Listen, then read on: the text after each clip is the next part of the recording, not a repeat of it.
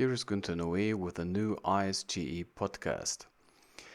You hear an interview with Ellis Downes we recorded in Cape Town on the annually ISGE meeting this year. Ellis, you're doing research on endometrial ablation. We are keen to hear your opinion, where we stand at the moment, and what we have to expect in future. Let us know. Well, Guenter, it's great to be here with ISG in Cape Town talking about endometrial ablation. I think endometrial ablation now has really come of age, and what we've seen is that the link between first generation devices, resection and rollerball, and the second generation automatic devices is becoming clearer and clearer. I think the new trials are basically confirming that the indications for ablation are as valid as ever.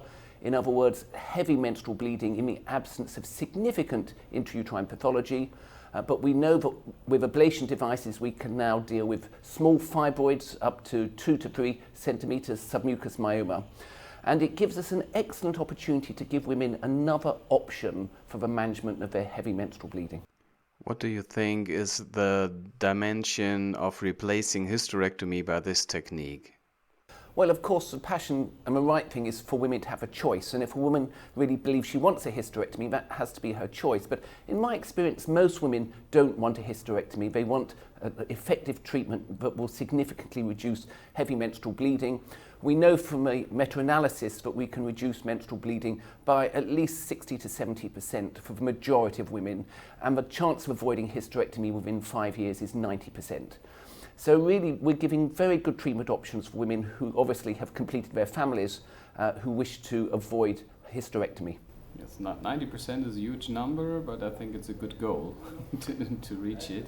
What is your experience with doing this in office? I have limited experience of doing it in the office. I've done outpatient hysteroscopy and ablations.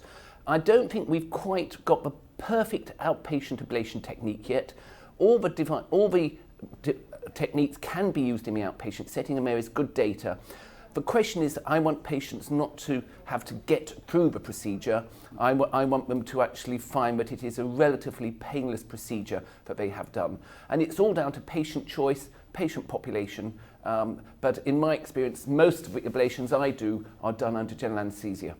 Okay, thank you for this short interview, and see you next time. Look forward to it. Thank you, Guenter.